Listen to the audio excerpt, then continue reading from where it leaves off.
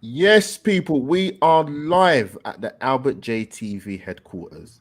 Live Stories, episode 15. God, it's flown by, isn't it? People, but before we get into this international live stories, let's take the intro.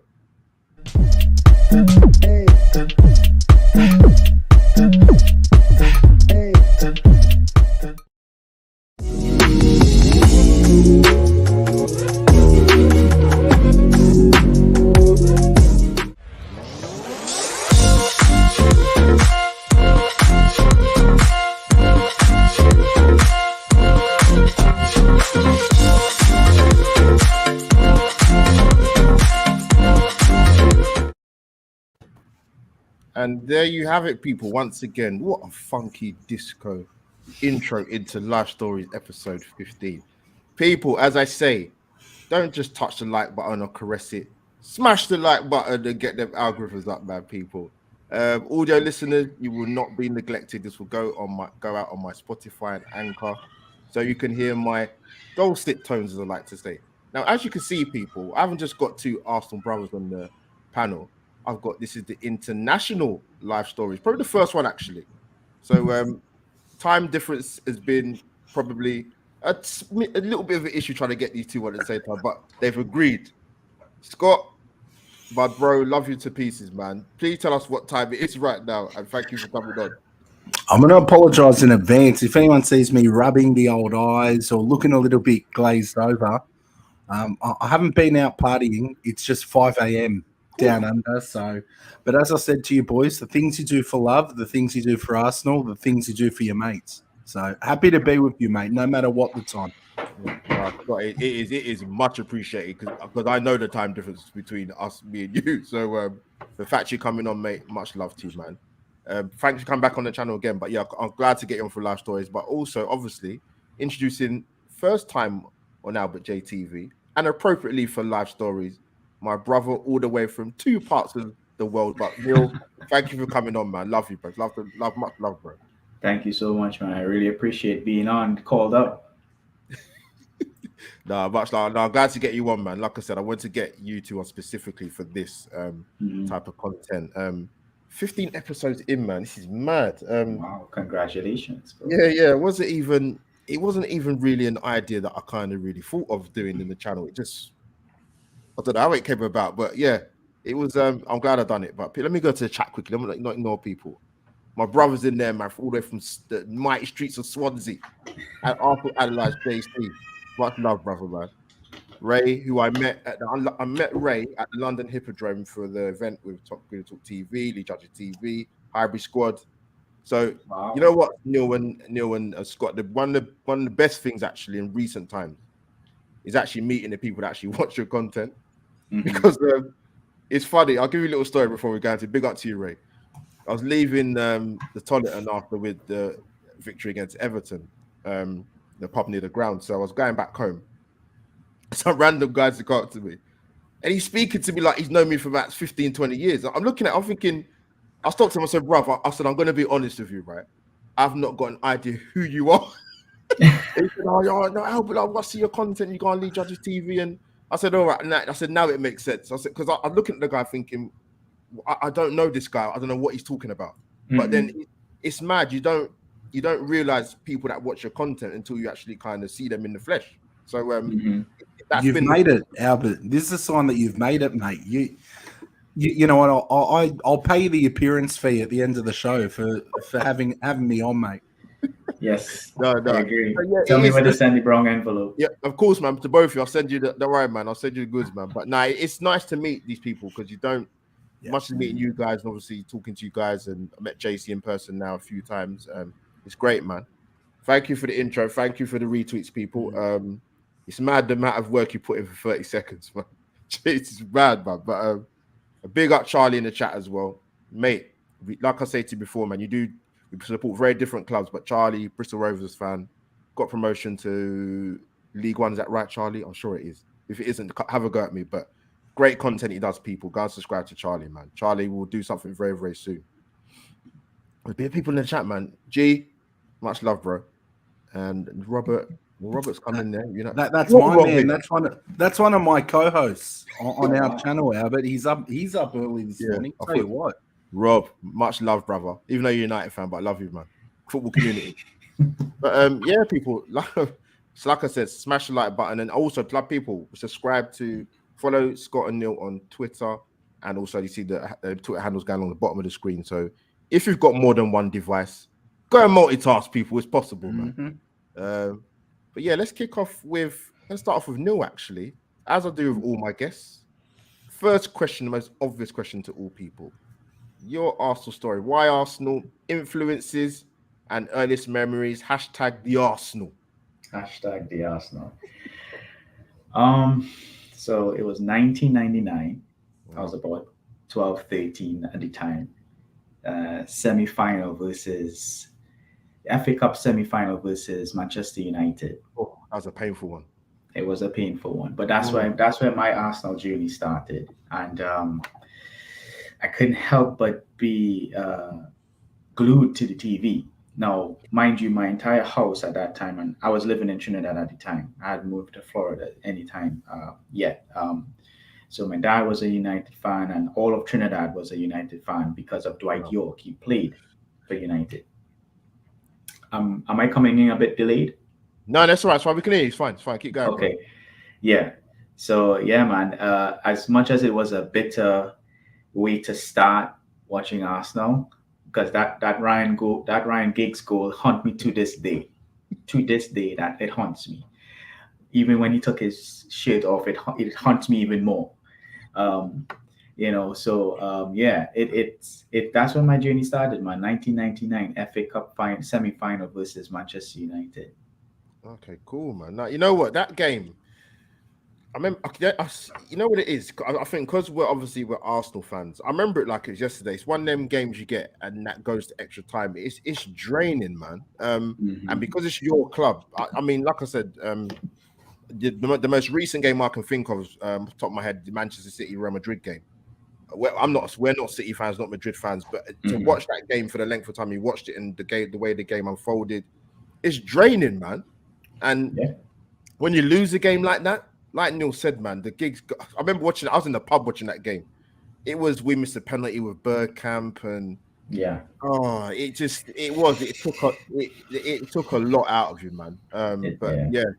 Neil, like I said, man, so I do the life stories. People's memory sometimes is good, sometimes it's bad, sometimes it's indifferent. But no, great stuff, man.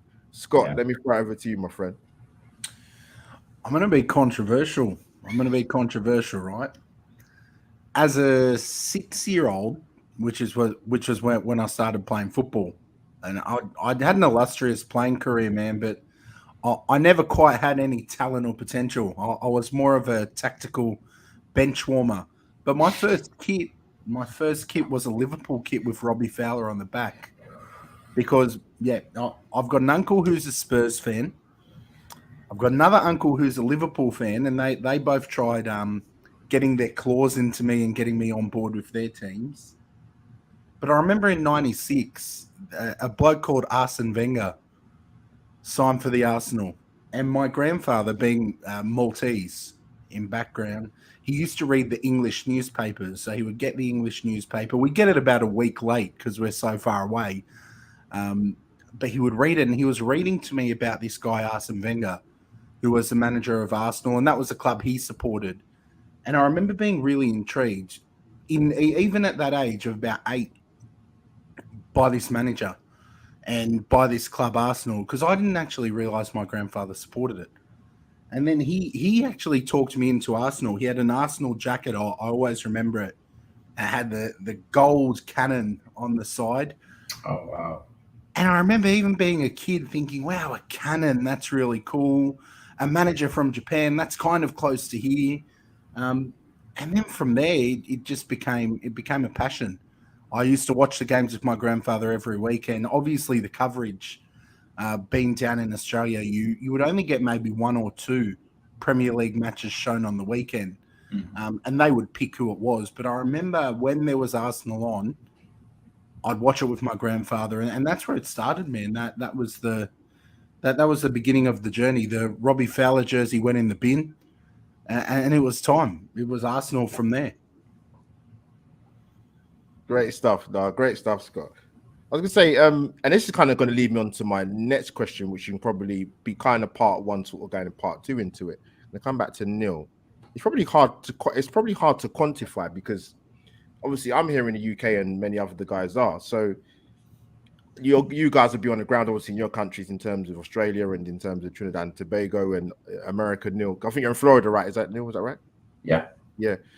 How big is Arsenal over there, like in Trinidad also and America, taking into account that there are other teams you can support. So, and maybe there's other sports, for example, that have more of a appeal than maybe football or soccer. How would you put it? I think it's growing. The sport itself is growing here in the US. Yeah. Because they've already been so many other established sporting Yes. events that happen year round: NBA, NFL, baseball, these things.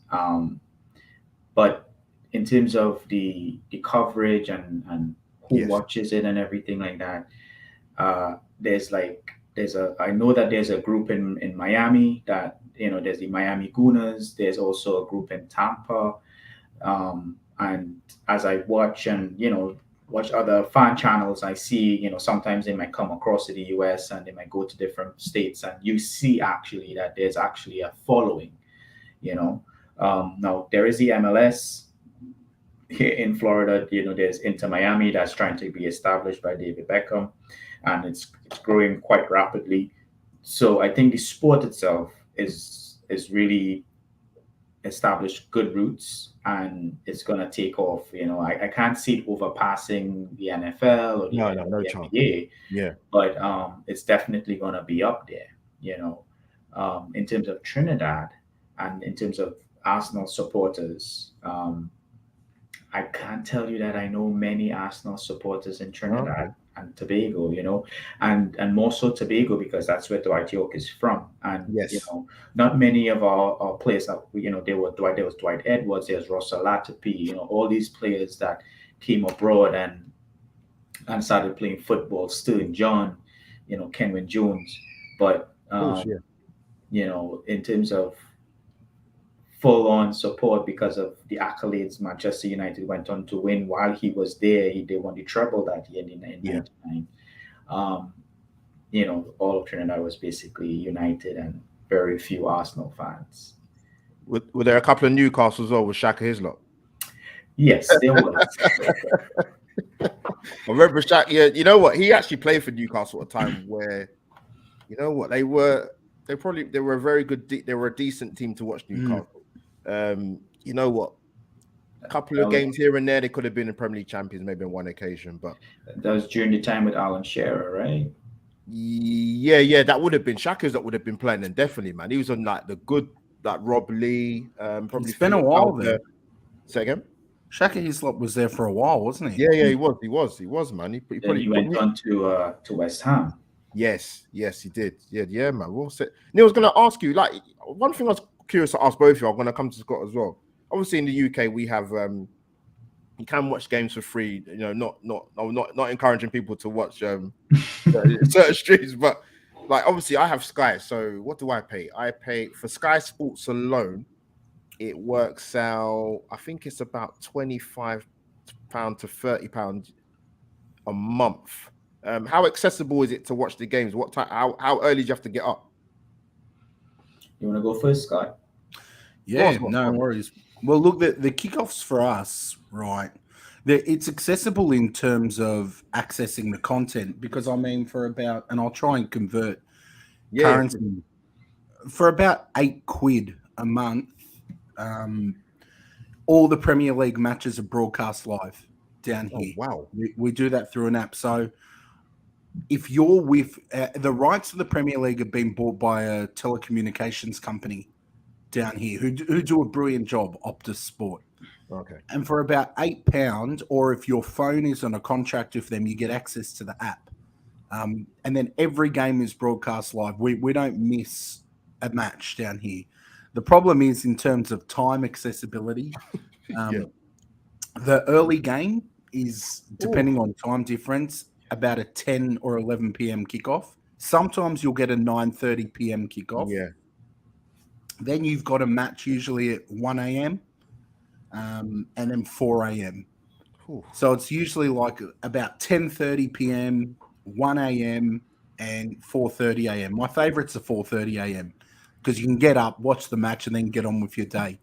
But yeah, accessibility in terms of the app, brilliant. We've got great broadcasting. We've got really good coverage down here. It's much better than it used to be. Much better than it used to be. That's interesting, man. Like, yeah, because I know people complain about like, listen, it's not Sky's not. I mean, I used to have BT Sports. This is a long time ago. You're talking about 6-7 years ago. But obviously, it was cheaper then because they used to have a package deal where you had the broadband and obviously the BT Sport together. But obviously, with Sky, it's a bit different. Prices rising it obviously year upon year. But yeah, that's interesting to know in terms of what you, Scott. I'm still coming to you, sorry, Neil, as well. Like in terms of price bracket wise, like how does it work sort of in where you are in America? I don't want to upset you, man. No, tell the people then, man. Tell them, man. I don't want to upset you. So if regular TV, regular cable, so NBC has coverage, and that when I say NBC Network, so the USA is the E Entertainment. So when it's Championship Sunday, all of NBC's channels has a game on. In terms of purchasing it, you can get access to all the games for $4.99 a month. Oh, I told you I'd upset you. Wow. You know what? I'm gonna have to clip this part of the show, man. Already, man. No, seriously, because if I didn't have you two on the show, I wouldn't know that. But sorry, carry on, Neil. Sorry. No, absolutely, no worries. But yeah, it's quite accessible. Even if you don't have that money to spend on a month, you could still catch a few games every weekend or throughout the weekend, Saturday, Sunday, Monday. Even the odd Wednesday when the end of the league is coming up, the business end of the season is coming up, you get games during the week as well. So you rarely miss a game. There's coverage. It's funny to think it's cheaper and more accessible all the way down in Australia and where Neil is than in England. It's madness. It doesn't shock me, but it's crazy. Ray just put in the chat, where can I find the app? Mate, Optus Sport. I'll just give you the name of the app, Optus Sport down here. How you may get around that or get onto that, I'll leave in your capable hands, Ray. Yeah. We don't want to get poor Albert banned or get him a strike on YouTube. Yeah, for real. But I don't want to mess up Albert's chances to get on Sky Sports either, No, but you know what? That is really fascinating to know. I knew I might be in for a bit of surprise when you two sort of broke down in terms of how accessible it is and the cost in terms of what it is in your country. So, wow, that is a massive eye opener now. So, guys, much love for that, man. People, if you haven't already, man, subscribe to Albert J TV and follow my esteemed guests on their Twitter handles going along the bottom of the screen. Don't wait, people. You can multitask, as I said before. Deal's a busy man. Right, let me get the next one. Where's it gone? Right, let me go to the chat quick. I see a couple comments in there. What's Ray saying? We won't get right. Thank you, mate. That's much appreciated. Robert's in there. Also was a good audience. Wow. Same app we get the Women's Premier League on there. We used to get all of the Champions League, Europa, Euros, World Cup, all in one place. And for Robbie and I, because our phones are with that company, completely free. Part of our plan. Well, Scott, don't make the audience cry, man, on Facebook Live and YouTube watching this, man. Straight salt on your wound. Because mind you, we've got the World Cup obviously next year. We've got the Women's Euros in July, so which I will be covering. Yes, brilliant. I'm looking forward to that. Yeah, the England Lionesses, Serena Wiegman's England Lionesses, man. We've got a top coach there, so we'll see how England do. But people, let's move on to the next one. I'm gonna come to Scott first if I can find it. Where has it gone? Where's it gone now? Have I missed it? No, here it is. Scott, name me one Arsenal player. Only one. You might squeeze in a couple, but I'll let you have one for now. Who has had the biggest influence on you, which makes you love the club. Hashtag the main man. Up there, man. Henri. That TT. that jersey hangs there.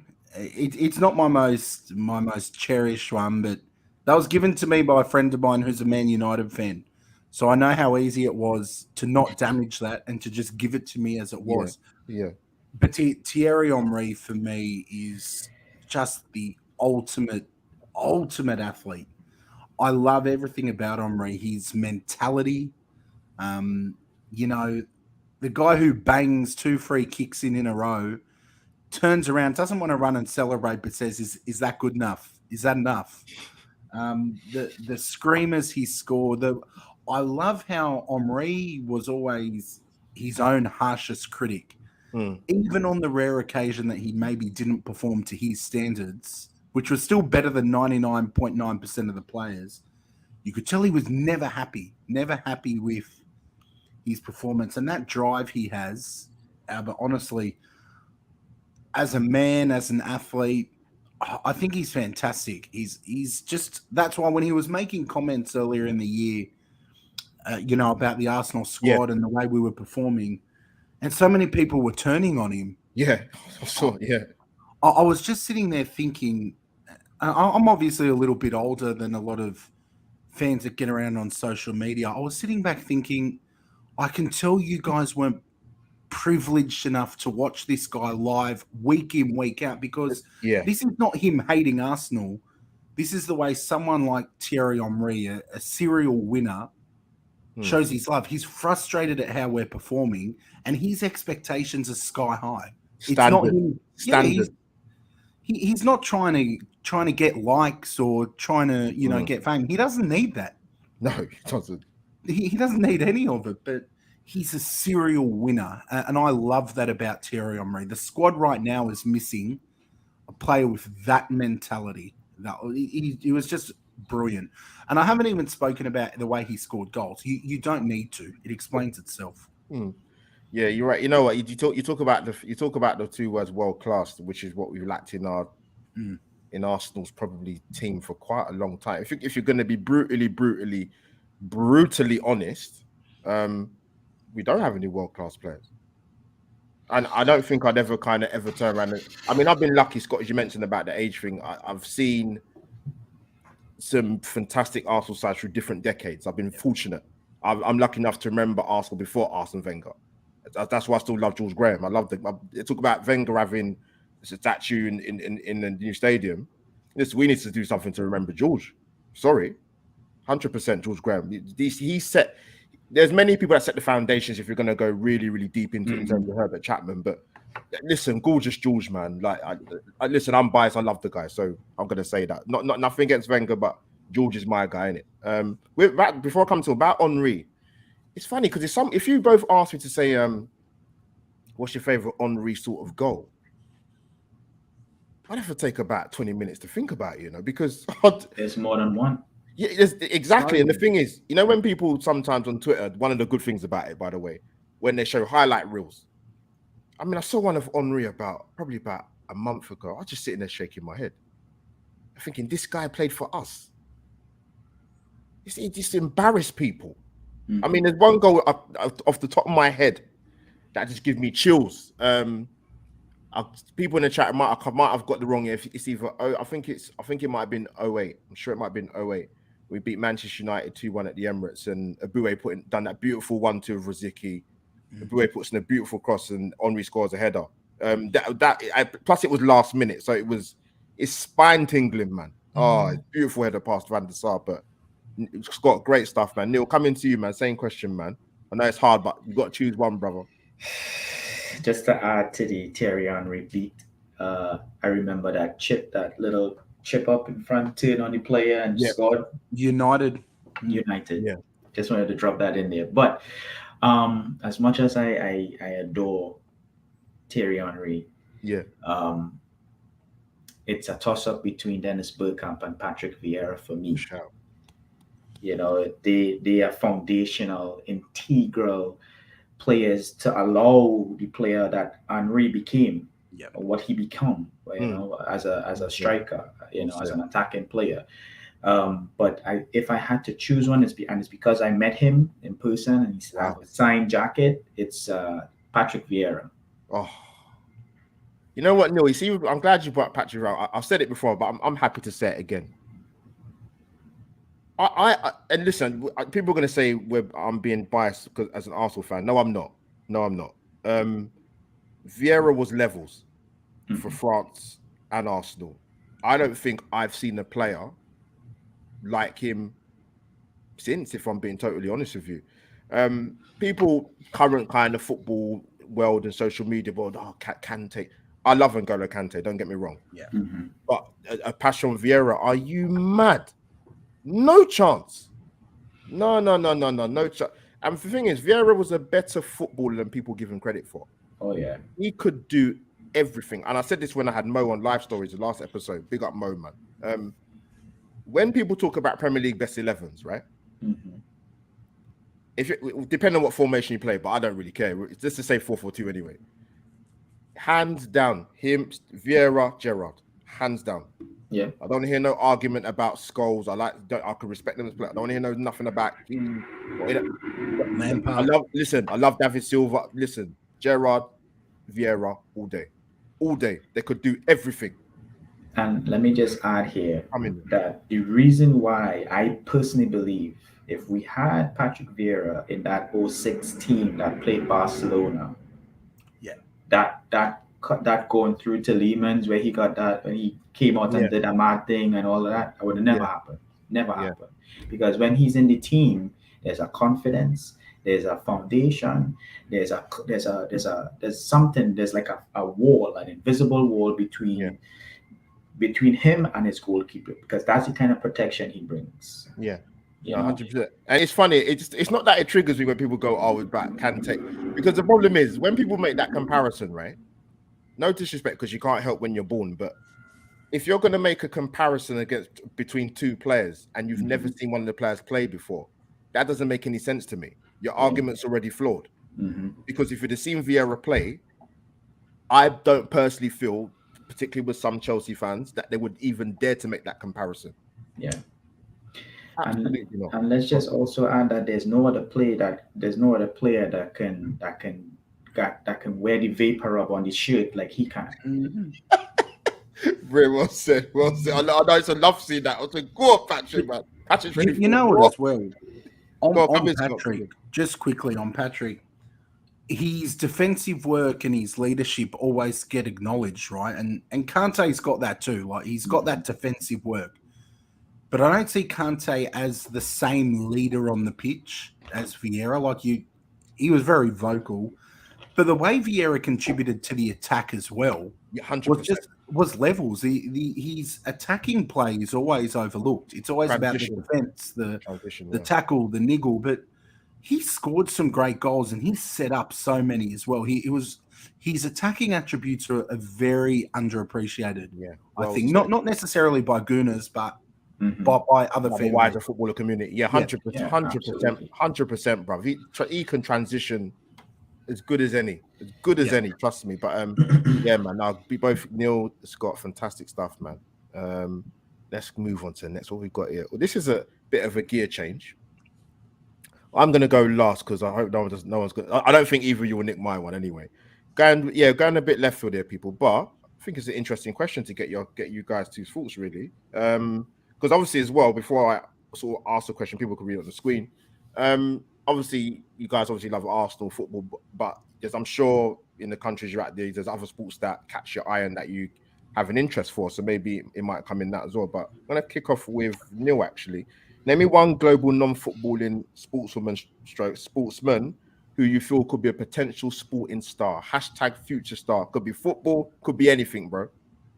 Let me try a little bit of salt here and a little bit of shade, but I feel like Harry Kane could probably go on to be a potential sporting star because he's such a good actor. But anyways, uh, I've seen clips of Adam Sandler. I've seen clips of Lil Wayne and Nelly. Adam Sandler and Lil Wayne can really handle the basketball. Like they're really actually pretty good. Um, but most of all, I think I've seen like on TV Nelly take part in like charity games and stuff like that. And he's actually very, very good. I think he can actually cut it as an NFL player. Wow. You know, that Very quick feet, great hands, like a really good athletic ability. Like he's actually pretty good. Okay. Oh, that's interesting. That's a bit definitely left field. So I'm not gonna go spoil my guy, Scott. I know you're probably big on your cricket. I'm assuming maybe tennis, maybe Rugby league. rugby league. That's a A union. bit Yeah. of that. But you know what?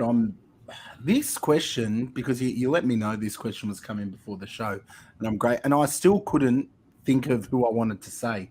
So I thought I'm just going to sit back. I'll let Neil and Albert go first, and something will come to me.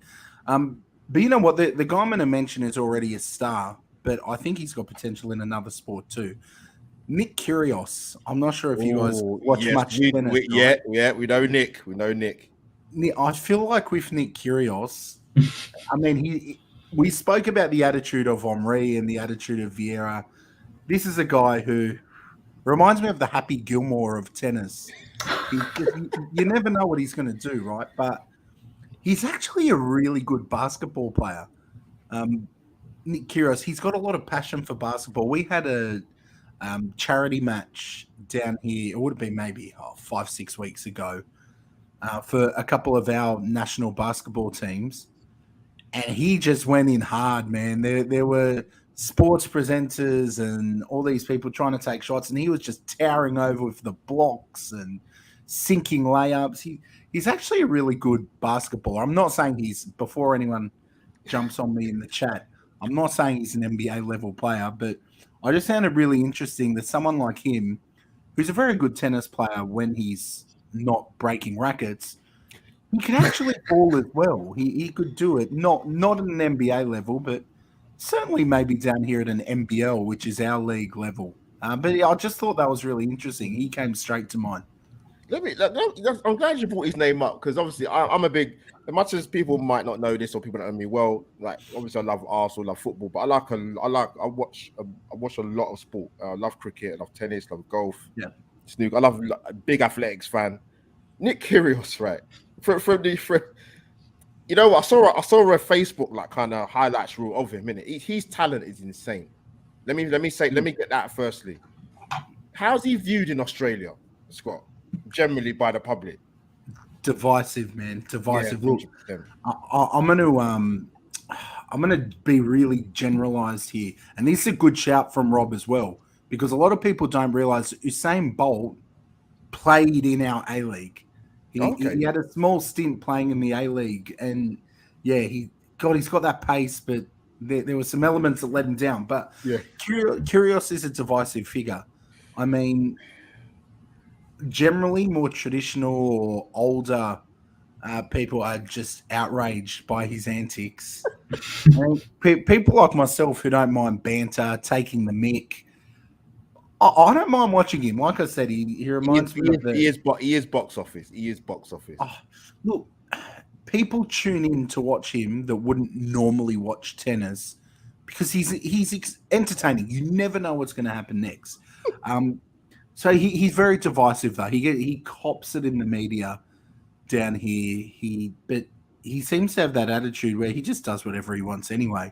Look, I kind of don't mind that. For someone to be that good with such a poor attitude, you just always think, imagine you actually trained, got yourself a coach, and were able to be composed through a whole match. Like, yeah, he's divisive to say the least. I don't know, Neil. I don't know if you know much about Kyrgios, but I'm surprised. I think if I was a coach, I think to myself, I wouldn't want to take this guy on. I don't care how talented he is. I can see every reason why he's probably. To me, someone of his talent should have won at least one slam, at least one. Mm-hmm. I mean, I don't know how old Nick Kyrgios is now. I can't remember. You have to tell me, Scott. But yeah, Neil, come in. What's your thoughts about him? He's a fascinating guy. I get Scott's thing to say. Yeah, the guy is divisive, man. I have to be honest. I'm not too familiar with him, but it sounds as if he's someone I would want to watch. Yeah, 100%. Just to see what is he going to do next. You know what I mean? Yeah. Now he is. He's that kind of player. I mean, if I ever managed to get a ticket for Wimbledon, you know what? Much as I'd love to watch Federer and Novak and Andy Murray and Rafa, but he's one person I definitely want to watch, man. 100%. Because you know what you're gonna get from those guys. You don't know what you're gonna get from him. Yeah, it's true. It's true. Now, Scott, I'm glad you answered. That was brilliant, man. But yeah, going to come to my mind with kind of when I put these questions together in terms of life stories, I always say to myself, you know what? What do I think? Sort of thing. For me, this was easy. This was so easy. Massive tennis fan, Emma Raducanu. I mean, the woman has done something that's never been done in tennis before. In the men's and the women, she won a Grand Slam without dropping a set from the qualifiers. That's madness. I mean, her rise in terms of the sport has been more than meteoric. I mean, at the time, I think she played in the US Open. I think it was her first US Open, obviously. I mean, I think she only done it. I'd only been like, I'd done like 3 WTA tour events. Yeah. You know, I think that was her second Grand Slam or second Grand Slam. I think it was. And she went and won it. It is incredible to see that run through. I think now what people have got to now realize, right? What they're seeing now, and it's difficult because this is her first year on tour. People forget that she's not a seasoned pro; she's a young lady. You know, she needs to get that game experience. But the problem she's got is it's not a bad problem. But you're a Grand Slam champion. You're a target. So expectation. Yeah, it's mad. So I mean, I don't think she's with a coach at the moment, but I mean, like I said, I'm a massive tennis fan, and you saw snippets at Wimbledon last year. But to go and win the US Open the way she did it's incredible. I mean, some of the sponsorship deals this girl has been getting, and some of the things you see her cut, like God, it's crazy, man. Like she's got a massive career. It'd be interesting to see how she does, because like I said, she's a target now. And come Wimbledon time now, when the French Open's done, it's gonna be mad. I mean, I don't really even know what her best surface is, to be honest with you. I'm assuming she's right in the hard court because she won it. But yeah, I think for me it was an easy one. Emma Raducanu, talented young lady. Just hope that people are patient with her. This is her first season. There's gonna be a lot of losses. I mean, she lost in the second round the other day in the French Open. So listen, it's a learning curve. But yeah, for me, easy. Emma Raducanu. Come on, Emma. Let's have a good Wimbledon. But yeah, meteoric rise, man. But people, I'm gonna do a little break. But people, if you don't know what to do by now, viewers, this is what you should do.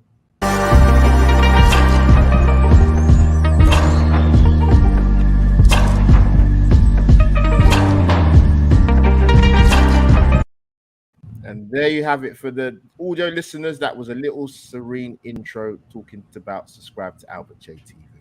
But let's get back to the brilliant show. So people, it's going to come to Scott now for this. This is a good one. I'm going to be keen to see what you guys come up with, because obviously liking other sports other than football. Who were your sporting heroes growing up? # global greatness. Oh, gee, that's a tricky one, but there's a few. I mean, one of the things people don't understand down here is you've actually got, they call it the code wars. So the different sports here, there's a lot of competition between them. It's not like when I've been over in the UK, you know what the national sport is. Mm-hmm. You know, when you go, you know, in India, you know what the national sport is. In a lot of countries, you know what the national sport is. The problem down here is we went through a stage in our history where we were brilliant at cricket. Oh, awesome. International rugby league, we were always levels ahead. Rugby union around that time, we were excellent. We've always had a lot of sports that we've done well at. This is a great sporting nation, but down here, the world game, football, is the most participated in sport at a youth level. So nationally, more kids are playing football than anything else. But the media hasn't got a lot of love for football here. So it's always slandered, bashed, beaten up. So Oh it wow. doesn't quite get a lot of love down here. The international game gets far more love and affection than our local game, which is a shame because that's preventing growth. But growing up, I can rattle off a few. I mean, Go in on, man. terms Go of on. the cricket, God rest his soul, Shane Warne. Oh, Like, Warney, Warney. the Oh the man. the way the way he would get that ball to move, it made spin bowling exciting because I remember Yeah. before Shane Warne, if you were playing cricket at school, it was all about the pace. No one wanted to spin. That's boring. It's Yeah. slow. It's Yeah. going to get hit for six. But then this guy came up, and I loved Warney off the cricket field as Yeah. well. Yeah. Yeah. He was just a loose unit. He wanted to enjoy life and enjoy it to the full, man. And I think one thing people say about Shane Warne is that he enjoyed life while Hundred he was percent. here. I mean, and he got to date Liz Hurley, which for me, It's fantastic. dream. It was a dream of mine. Um, but Shane Warne, this one you're probably not going to know much about, being rugby league, and a guy that didn't get to play internationally, but Hazem El Masri. His name was. He Okay. played for my team, the Canterbury Bulldogs, and he was an Islamic athlete as well. He was, Oh for wow. me, one of the first really mainstream Islamic athletes down under, and he was just such an excellent role model of the sport. He was a tremendous kicker. He could slot conversions from anywhere in the pitch. Um, but he didn't have a lot of pace and played on the wing. I don't know how much you guys know about league, but Mm. usually you think of someone on the wing and pace is that number one attribute. Yeah. He Yeah. didn't Yeah. have that, but he always scored tries. So And he played on the wing. he played on the wing, and he just had That's excellent mad. movement. He had Yeah. excellent movement and his footwork. And I can see Robbie, who's also a Bulldogs fan, has given him a shout in the chat. Yeah. But Shane Warne there, Hazem El Masri, um, and of course, if you're going to look at, I'll leave football out because I've spoken about Omri. Yeah. Michael Jordan, of Mm. course, don't need to explain that. And you know what? I will talk football down here. Harry Kuehl, Mark Oh, what good Viduka, shout. Good shout.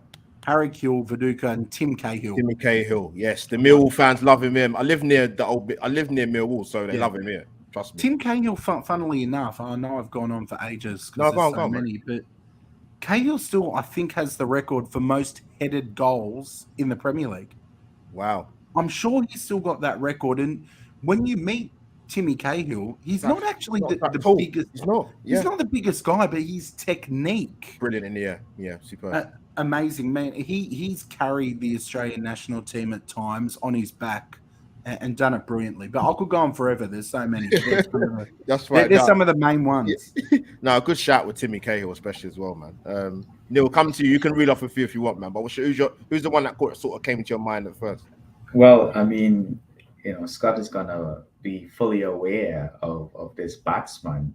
It was a contest between Brian Charles Lara and Glenn Oof. McGrath, or Brian Charles Lara against Shane Warne. God rest his soul. That's the name, and that you, if you're as a child playing cricket in the street, that's who you're going in as. I'm Lara. I'm gonna make Yeah. 375 runs. Oh. But I'll tell you this though, if you're bowling and you're bowling spin, people are actually saying Shane Warne, or other names like Harbhajan Singh, or these types of players that had influence in the sport. And when you're talking about sporting heroes, you see this guy is no taller than 5'7", going after these ferocious bowlers that came from Australia because they were ferocious. When Glenn McGrath pulled that bouncer and hit him in his arm and then hit him in his helmet, they wanted to go at it. I remember that. But yeah, man, Brian Charles Lara. I mean, there are other names too in other sports, like obviously the Michael Jordans, the Kobe Bryants, and Yeah. but all these people had one type of mentality, which I believe Thierry Henry, as Scott mentioned earlier, had that same type of mentality of knowing that it's venom. Mm. There's no smiling or anything like that. I'm coming here to do one job and one job only, you know, Win. and that's to win. And when Lara stepped out onto the pitch and the way he carried about his batting Oh, Lara was class, man. was just a spectacle. When they played in Australia, I remember as a child waking up 3, 4 o'clock in the morning just to watch Lara bat, just to watch that contest. So, man, oh man, let me tell you, and I can tell you a story because Go on, he go on. he actually grew up in a place called Santa Cruz in Trinidad, which Okay. is very close to where I grew up. And you would hear the stories that he used to take plant pots and put it around him as a little boy and take a golf ball and a mop stick and guide the balls through these areas, which is why he was so good. It attributed to his game of dissecting a field, guiding the ball through gully or wherever. It was something to watch, man. He's only 50 something years old. It's a shame that he didn't take part in the T20 because I'd love to see him Oh, go at yeah, it. yeah. Wow. Please. I mean, no, you know what? Great. Like I said, I love my cricket. I mean, I was lucky enough to see some fantastic Australian sides, man. Always batter England. I was caught the back end of Ambrose and Walsh. The lethal bowling, man. Followed Mm. by with Ian Bishop there as well. The great Malcolm Marshall. Oh my Um, God. there's some great stuff. Like Michael Tim Holden. Walker, Holding. There's some great. Cool. I tell you what, man. If I was a batsman, I have to face them. I don't. I don't think I'd come. I don't think I'd had a long career, man, because these guys were lethal when it came At, to fast at bowling. one time, and this was in the 80s, I believe it was. West Indies had four bowlers at the time. They used to call them the four horsemen. That was Malcolm Marshall, Oh, Michael Holden, mm, and two others, but they were dangerous. yeah, You dangerous. know, I've seen video clips now. I'm like, oh my god, like I want more than body armor when dealing with these guys batting, man. Honestly, it's ridiculous the way I mean, even the likes of the Pakistan guys, Wasim Akram and Waqar Yunis. Oh my god, mm, I mean, some of the Shub, Yorkers them guys used to do. Shub Akhtar. Oh man, we could go on forever, man. We should have a cricket special between us. Yeah, It's Imzaman like, ul Haq. yeah, oh, it's Neil. There's so many. Nah, you guys, man, fantastic, man. Like lucky for me, God, like you say, with a question like this, there's so many people. Like I said to Mo on the last show, Mhm. big tennis fan, absolutely adored Andre Agassi. Oh Yeah. man, the guy used to just move people around effortlessly from the back of the court. He's not even moving. He's forehand, backhand. He won all four majors. Yeah, great guy to watch. Great charisma. Like there's loads, man. There's loads. I could sport athletics, Lynn for Christie. Man, there's loads. There's so many, so many. But people, this has been a great life stories, man. Got one more question, and I've left. I think this is one that I like. This question I like to ask actually a lot with my guests because you get some amazing answers back, man. I've had it with Amanda, Kenny Ken, and also Mo, man. But coming to Neil first. I don't know how recently, yeah, I don't know how long you've been doing it, but how have you personally found your experiences of the YouTube stroke football podcasting world? Hashtag, one of my favorite old school films, by the way, actually. That's what came up with it. Hashtag the good, the bad, and the ugly. That's a brilliant show, bro. That's a brilliant movie. It is. When It's classic. when you Classic. come to shoot, don't talk. Classic line. For me, for the good thing is I get to meet so many footballing fans, people that analyze the game as a simple fan, and you develop these relationships. Like I met like Jake and yourself over Twitter. Yeah. I met Sam before on I think it was on Jake's show, and we talked about stuff, and now we develop this relationship with whether it be over a platform, but now I could say, hey, I know an Arsenal fan in England. I know an Arsenal fan in Australia, and that's 100%. one of the great things about coming onto this platform and just talking football or any sport or any topic rather. In terms of how I found it, due to my own inconsistencies and being able to go onto my channel and constantly put out content, I'm a kind of a busy guy. I do real estate. Also a software tester, so I'm very busy. Busy So guy. to find the time to come on and jog out an hour is it's kind of difficult, but I try to. But it's been great regardless. With the little content that I put out, I still get features on this great channel of yours, and Thank G you, man. Talks and Arsenal Analyzed, to name a few, and it's been great, man. It's a humbling experience at the same time, because you also get to learn a lot of things. When you think that you're such a good fan and you know a lot of history, you learn as Always well as learn. you Key talk to word. others. Yeah. So yeah, man, it's just been a great experience. No, great shout, Neil, man. You're right. Yeah, it's about learning, man. Trust me. I've Mhm. done a lot of learning. Trust me. This calendar year, I could assure you that. But yeah, Scott, coming to you, man. Be as candid as you want to be, my friend. Tough, open question.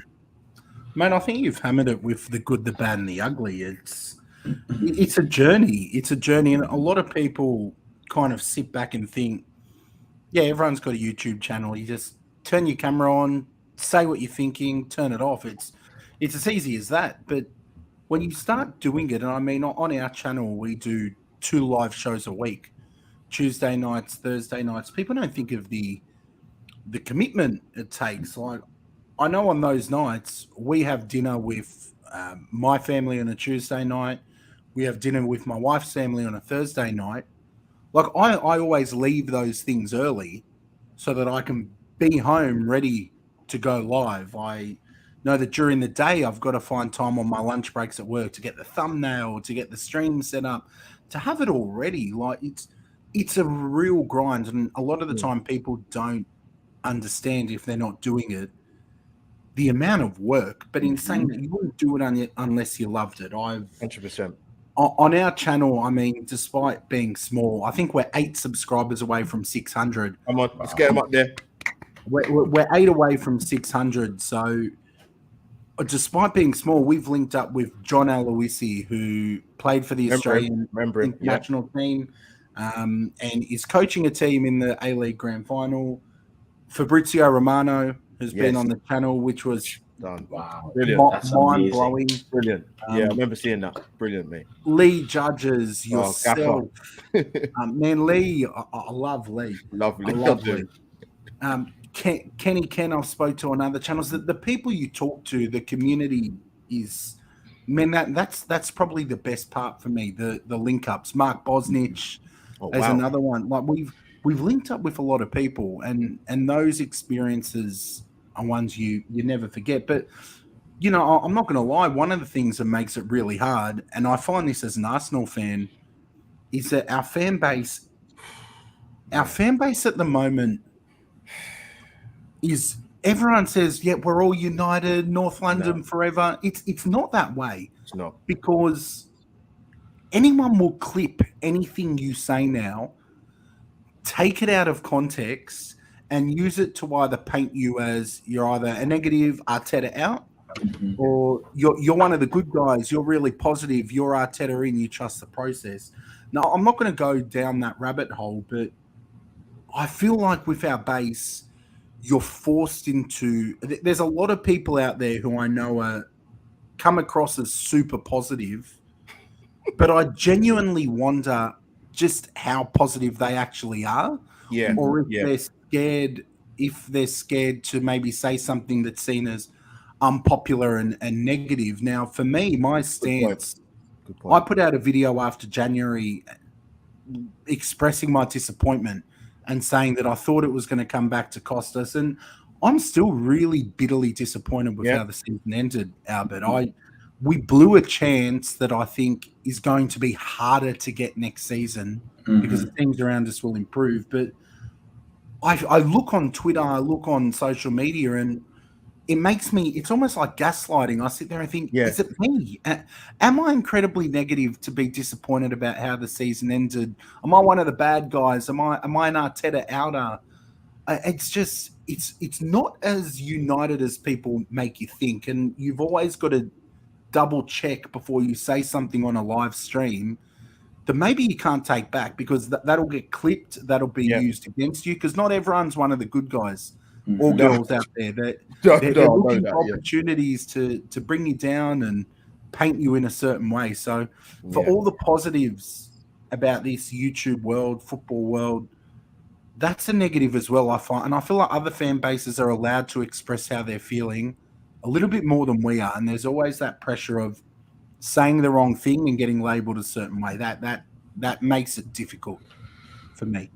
No, you two have raised some fantastic points, man. I'm not going to go into it too much because I've covered it, but I'm happy to talk about it because it's my channel, it's my platform, and right of way to speak. But yeah, you guys make some fantastic points. As you two guys are aware, I found myself in a situation at the turn of the year, which listen, I'm not naive to know how the social media side of it works, but believe me, but even I was surprised.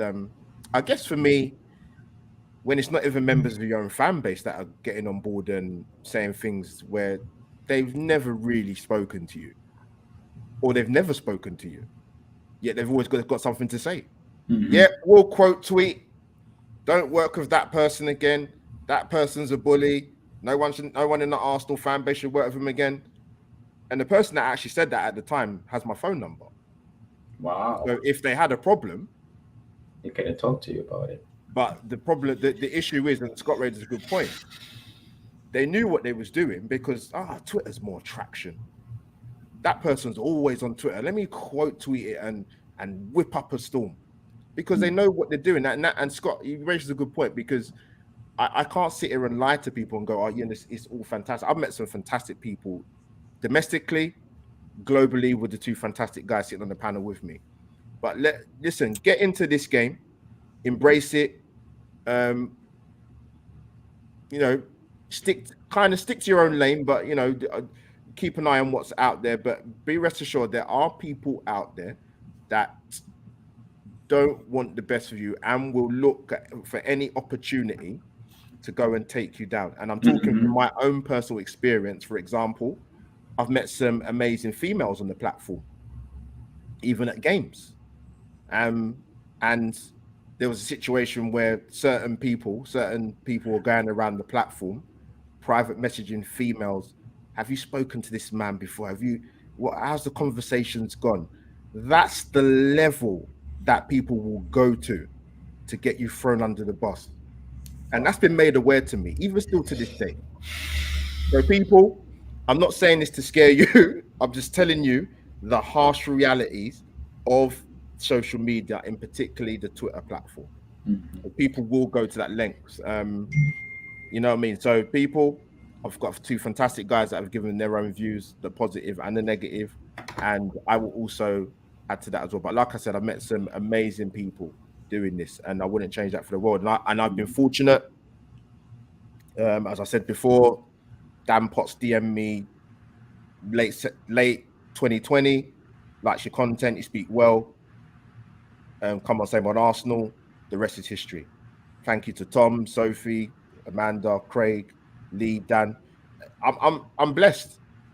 They don't have to bring me on board. They don't have Mhm. to ask me to come on. I take that as a privilege.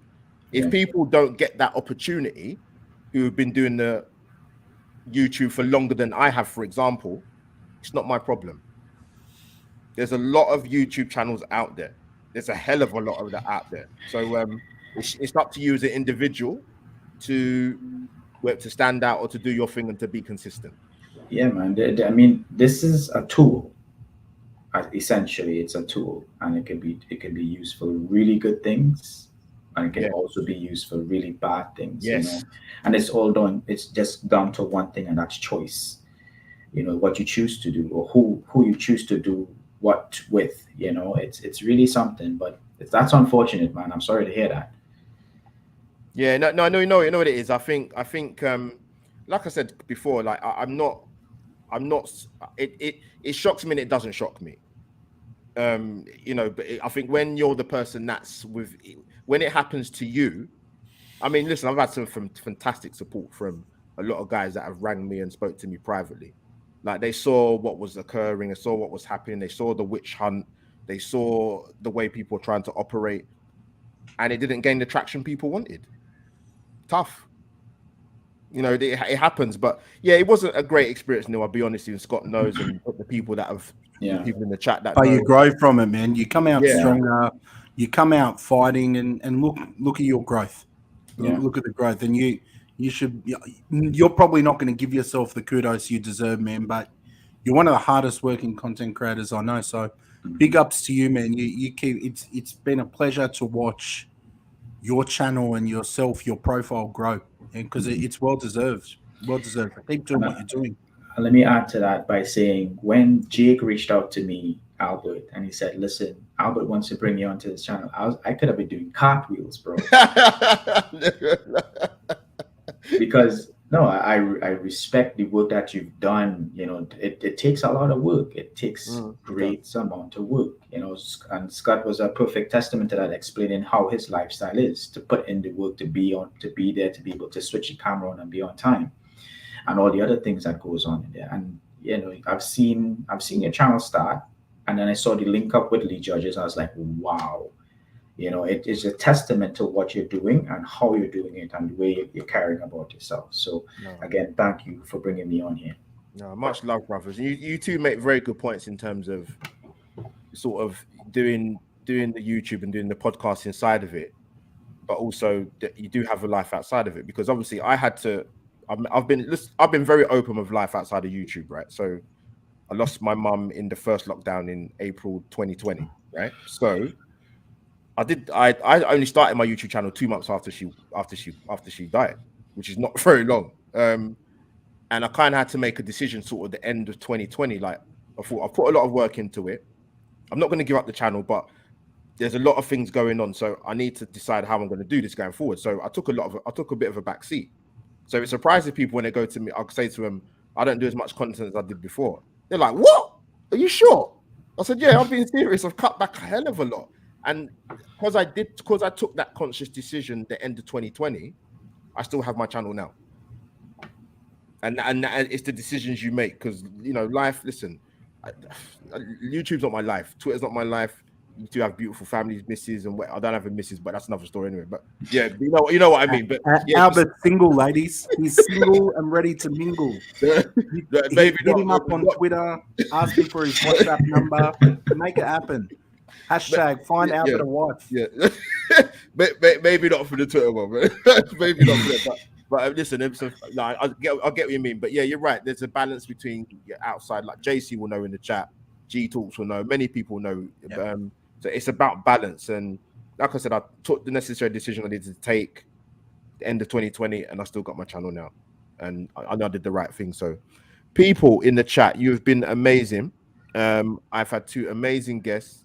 Life Stories has come to an end for episode 15. Neil and Scott have been fantastic. Like I said, an international feel to it and a different take to it as well. But the passion and the knowledge and the great answers and the inspirations behind it. Fantastic people. People in the chat, give your virtual goodbye waves and hugs, because time difference, these guys can't be kept up too long. I'm going back to bed. 6 a.m. I'm going back to bed. Now, of course. But people, as I say, obliterate the like button. Follow Neil and Scott.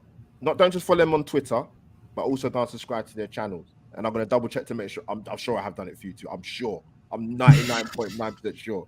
But Neil, first time on Albert J TV, I believe. Oh, definitely on Life Stories. Pleasure to have you on, my brother, man. Thank you again. Too. I don't know how it's going to happen, but gotta get you two over to England, man. I don't know how we're going to do it. We're going to do it, man. Something's going to happen. I've been praying to them lottery tickets, man. I'm just going to pay for the flight. You come over, man. We're going to get the box seats, everything, man. But Neil, thank you for coming on, man. Tell the people where they can find you, man. You can find me on Twitter at Neil Dwarika. You can find me on YouTube. My channel is called Benchwarmers Podcast. Trying to put more content out there, but we'll get there. Don't worry about it. Other than that, it was a blast being on here, man. That's Neil. Absolute pleasure, man. Absolute pleasure. People, like I said, go and follow my brother, man, and support his channel, man. Scott, not the first time being on here, but like I said, this is the Life Stories is the one I want to get you on, man. You've done it, man. Thank you for coming on, bro. Tell people they can find you. Yeah, I co-host a Premier League channel with a Chelsea and a United fan. So always good times, but we do that 2 times a week. So Tuesday and Thursdays at about 11:30 UK time. If you search the channel, it's called the IFT Pod. So please check it out. We're almost at 600. I think we're about 6 or 7 away. So hashtag find our better wife first. Help get the IFT pod to 600. Yeah. No, much love, people. I appreciate it. No, like I said, people, I will retweet this on my Twitter anyway, because obviously this live stream goes on the Twitter feed, which is actually one of the best functions. I actually like that function. Actually, I think it's great. But I'll tag Neil and I'll tag Scott. So go and follow and subscribe to the channels, people. As your host, Albert JTV, on the road to 1K. I think I need another. I don't even know, to be honest. I think it's about. I think you're about 38 away. I remember when I come on. So yeah, we'll get there eventually, people. But no, much love and support from the guys. And as I always say, man, people's time to me means more than anything, man. Because if people don't watch your content, you got to appreciate your crowd and your people, man. 100%. Yeah, absolutely. But yeah, let me find. Where's my outro? I can't even find where that's gone, man. I've got so many things on here. But people, like I said, obliterate the like button. Audio listeners, like I said, Spotify and Anchor, you will hear this very, very shortly. That is Albert JTV over and out. Hashtag live stories, episode 15. We out, people.